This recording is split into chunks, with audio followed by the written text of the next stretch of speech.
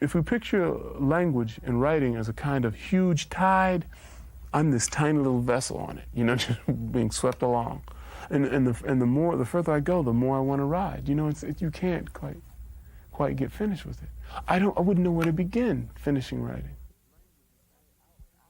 Language, in fact, was a way out into the world of saying, this is what's happening in me. Is this happening in you? Or do you know anything about this kind of longing or this kind of confusion? Once that became clear to me, my God, how could I stop writing? And I can't. I'm hooked. I'm lost to it forever. And my best moments as a reader, I'm reading them as my blood found them. I'm reading them as they hit me, And so if you've never heard the poems before, you might like the poems reading them quietly, and that's wonderful. But then you get to see what happens to the language when it's infused with the blood of a living person. The fame is sweet. It's nice. It's nice to have people notice you. But that's not the thing that really makes your heart jump. Your heart jumps when you're reading a poem, or you're writing one, but reading it to someone, and you can sense them coming to meet you right in the middle of it. Like they're right in there with you, and you're just reading the poem. And for that moment, you have this kind of union of sorts, that's both romantic and abstract, but it's very intimate in a certain kind of way. And that is the thing that you live and die for as a writer. There's a type of inescapable solitude that is a part of being human, and I think the moon is simply an emblem of that. Something silver white.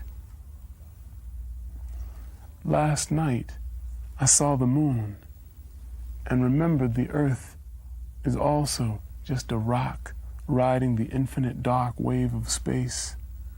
That somewhere else, deep down in the Milky Way, someone very different could look up from a garden to see something silver white candling faintly above a hilltop and think, that dull star seems so weary near the rest. Not knowing that all of us are living on that small taste of light, buying food, calling friends, killing each other, sleeping, and sometimes staring back into the speckled blackness. After sailing this blue arc so many years together, you might think we would be kinder, because no matter what anybody says about anybody else, we were all born to this planet, suddenly blinking under the same star. And the evening sky means the universe is floating. I think it's just a matter of time till people think, I can't get anything. I can't get from television or whatever other media sources. I can't get from these things what I can get from poetry. And once people identify a need and identify a way of satisfying that need, then we're on. News. It's almost dawn. The paper boy sets out. His white bag and bicycle flash under the lights. He is too late. Everything he carries has already happened. If you identify some aspect of your soul in a poem that I've written or in someone else has written, and I also identify an aspect of my own soul in this poem, you and I are necessarily closer, even if I haven't met you yet. For brothers everywhere. There is a schoolyard that runs from here to the docks fence, where brothers keep going to the hoop, keep rising up with basketballs, ripe as pumpkins, toward rims hung like piñatas, pinned like thunderclouds to the sky's wide chest.